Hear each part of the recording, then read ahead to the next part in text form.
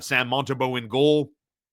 Again, stopping 23 shots as he plays at home, as he plays on the road, as he plays all the time, which takes us into the other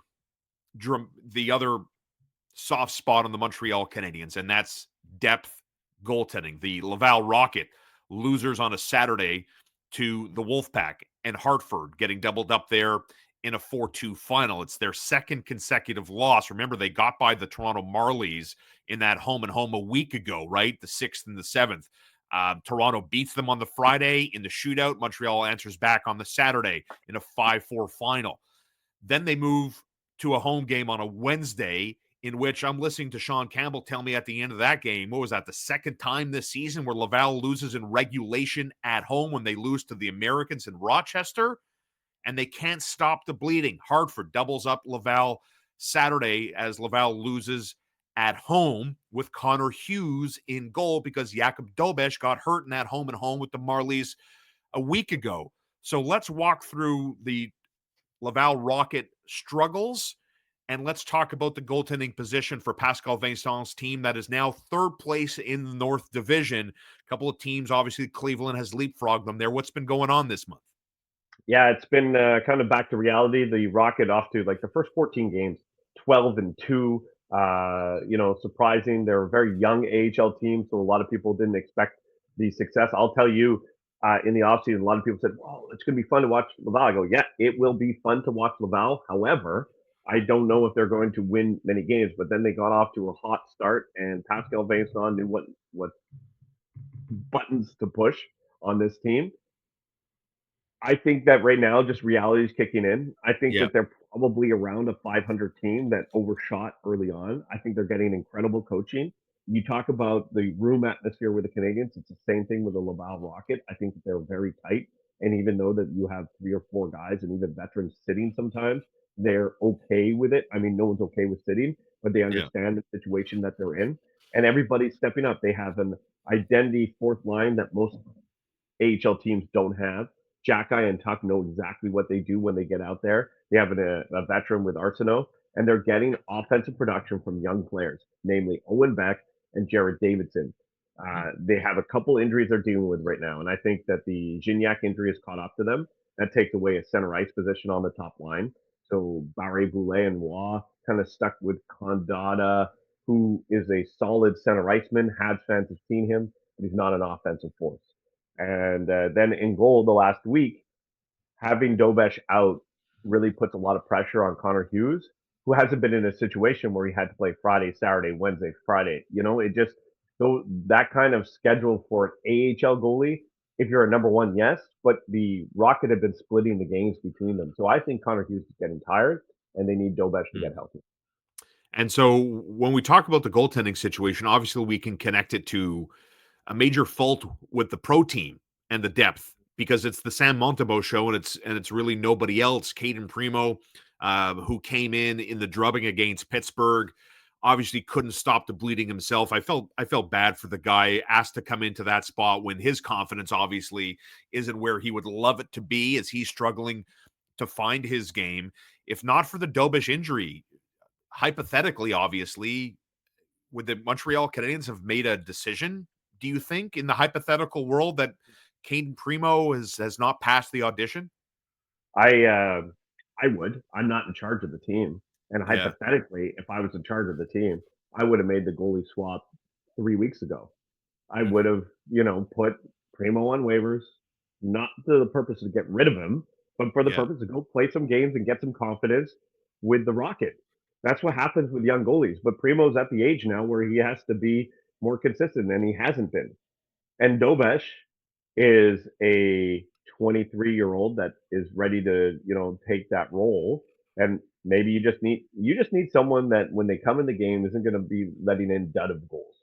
Right. Because clearly you just said it, Montembeault's the guy now. Now, when we were breaking down, hey, what's the ideal split? 50-32? Is that the split?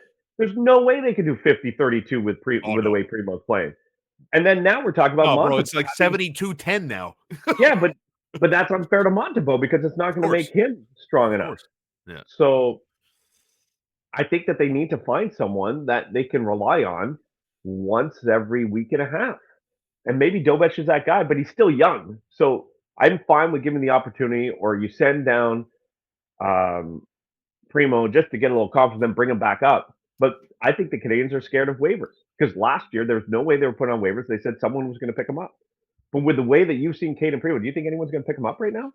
Well, listen, yeah, I mean, here we are talking about this. Cam Fowler got traded. Like teams, Colorado made a move. They got rid of Yeah, Georgiev. So, like the teams, if you thought were going to put a waiver claim in, and I do believe his age, his pedigree, his family name, I do believe there's at least one general manager out of the 31 out there that would have put a claim in for the just in case. Let's see what he's got. Like, yep.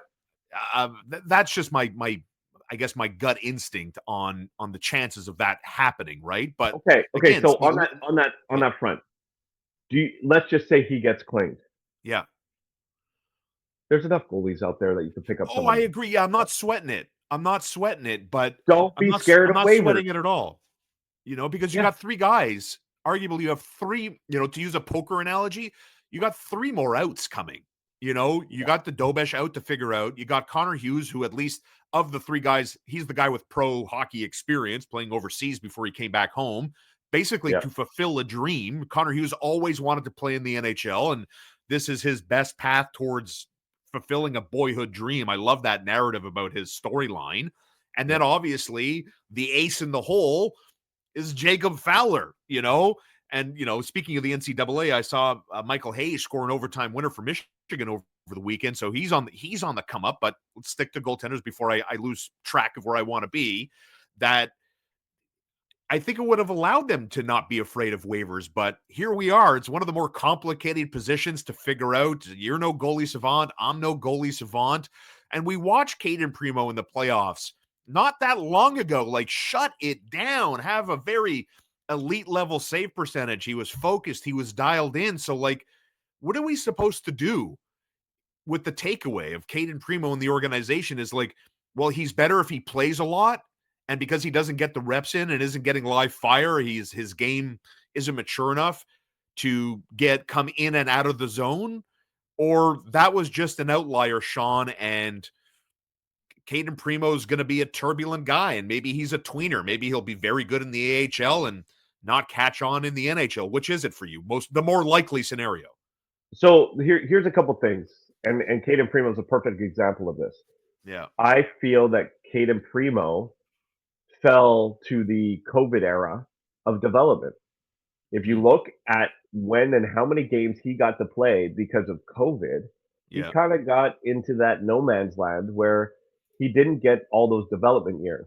And I've always felt a goalie, most NHL players, I'll say, you know who they are by 23 years old. But goalies, it's 25.